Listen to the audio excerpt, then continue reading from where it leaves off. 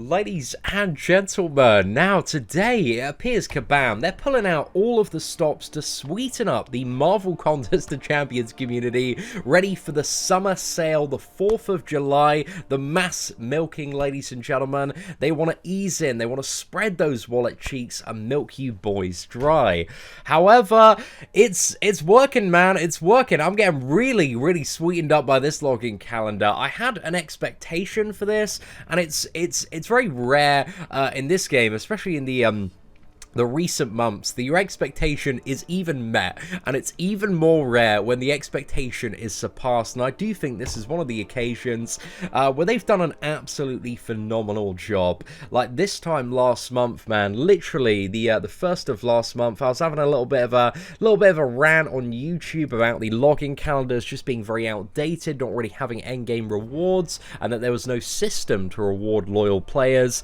And there was tons of engagement in that one, tons of comments as well, and I do think I don't know if it's a coincidence, they might have already had this planned, but it sparked a really big discussion around login calendars, and I feel like this has just got to be a format that hopefully they are going to take forward and forward. So if we have like 3 of these calendars every single year, that is going to be absolutely mega. Hopefully by the time this one finishes, there's going to be one to kind of run all the way to the new year. That would be a really good time. But hats off to Kabam. I think this is an absolutely fantastic system that rewards kind of loyal regular players with some additional resources, just a ton of them all over the place to get a really good leg up. So yeah, I think this is fantastic. I think it's a little bit overdue, but I'm very happy to see it in the game. Now, let's go through all of this stuff kind of week by week, and we'll talk about the rewards spotlight. So, the rewards spotlight, I think it actually doesn't even cover some of the best stuff. It's got probably about half the best stuff in there. So, day 14, we got 3-star crystal. Day 28 is the ultimate crystal, so that's a 20% chance at a 4-star with a guaranteed 3-star. Day 42, we've got a guaranteed 4-star there. Day 56, we got 3 tier 1 alpha. Day 70, we've got a T4CC, and I believe there's like 1 or 2 more of those knocking about. Day 84, we've got a tier 2 alpha, and there's also another one of those on day 90, and then day 91 is probably the most elusive prize and exciting prize for a lot of people, which is a 5-star awakening gem crystal. So that is really awesome there. But let's look at how this calendar ramps up and some of the stuff that you've got. And I think weeks 1 and 2 are probably the least exciting of all the weeks, but this is going to be a great little starter calendar, especially if you are a beginner, because you get half a 3-star champion, a guaranteed 3-star, some of the lesser boosts as well. There's also a stack of 6 of these, I believe, tier 1 class catalyst. I thought they were actually tier 2 then for a second. So yeah, it's going to be a nice little bonus for beginners. And there is also on day 5 a Spider Sense crystal. So that's just like a Spider-Man, you know, premium crystal there. But if you're starting off, that's going to be a pretty nice one. And then we move on to weeks 3 and 4, so this is the equivalent to the first month, and again, there's not really like that much exciting.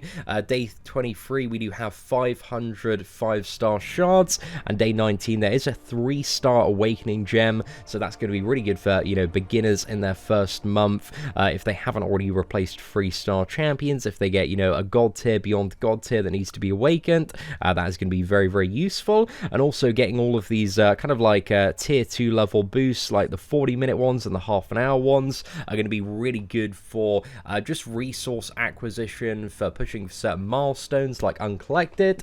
And then day 28, you know, you have the 20% chance at a 4-star, but I think weeks 5 and 6 are really where this calendar starts to spice up a fair bit more. So on day 30, we got a premium crystal. Day 33, we have like an X-Men premium crystal as well.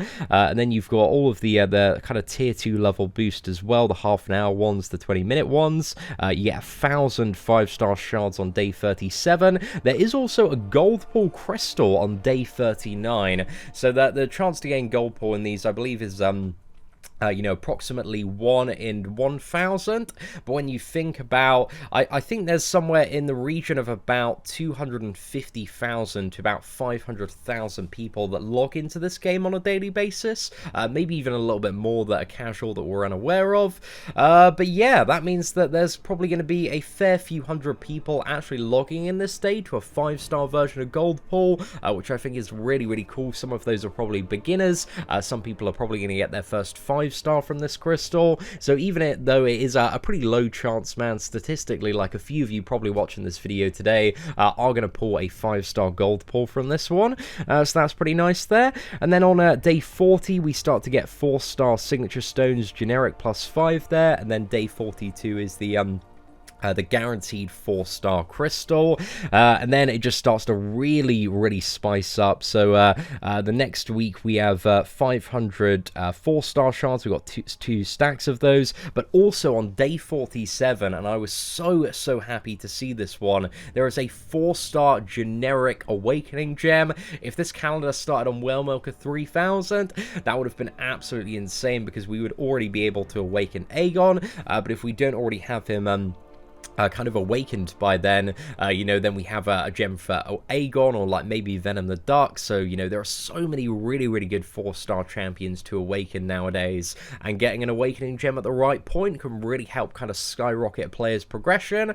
So yeah, I think that's really awesome. I was not expecting a 4-star generic gem, so I'm very happy to see that one. And then we've got one of these like Act 4 Ascendant crystals, which have a small chance at T4 CC, Tier 4 Basic, or Tier 1 Alpha there. We got some T3 Class Catalyst crystals, and then 3 Tier 1 Alpha on day 56 there. So it starts to spice up a fair bit more. And then moving on to weeks 9 and 10, so you got premium, you've got 1004 Star Shards across day 60 and day 67. Also on day 62, it's another one of those Ascendant crystals. Day 63, AQ revives. Day 64, you've got another generic, what is it, 4-star +5 signature stone, 1005 Star Shards. And then you've got on day 68 a +5 generic 5-star sig stone, which I know I very much appreciate in the prestige race, and also a couple of basics and 1 T4 CC in this one. So, you know, when you look at it for logging in 2 weeks, man, this is just a really nice little chunk of stuff. And then moving on to weeks 11 and 12, we have a total of 2,005 Star Shards across day 74 and 79. We got 3 T3 CC on day 73 there. We've got 1 Tier 4 Basic. We have one of the Greater Ascendant Crystals, which offer Tier 4 Basic Catalyst Fragments, T4 CC Fragments, and also chances at Fully Formed Basic, Fully Formed CC, and also Tier 2 Alpha Fragments as well. So those are pretty good.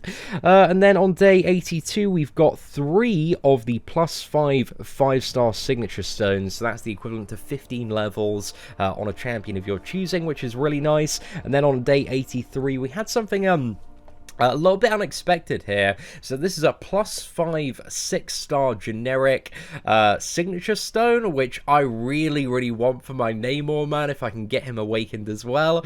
So yeah, that'd be a really good time. I think now, after getting that Namor yesterday, man, I've got to save up absolutely everything for the next feature to try and awaken him, because I've already got a few 6-star sig stones from the offer, but I was surprised that they were actually giving these out just for logging in, because they are a very like endgame whale resource. And then there's another Tier 2 Alpha there, and then moving into the final week, we've got like a Alliance War Boost, a couple of Tier 4 Basic, another T4 CC, 35 units, 5,000 5-star shards on day 89. That's going to be hopefully a really good day for a lot of players out there, because I imagine about half the community is going to be popping open a 5-star crystal on that day. And then the Tier 2 Alpha, and on day 91 we have the 5-star Awakening gem. So yeah, you've got 105 days total that this calendar is going to run for. So even if you miss logging in for like 14 days, you can still get the 5-star Awakening gem. However, on the last 7 days, there are also 700 6-star shards as well,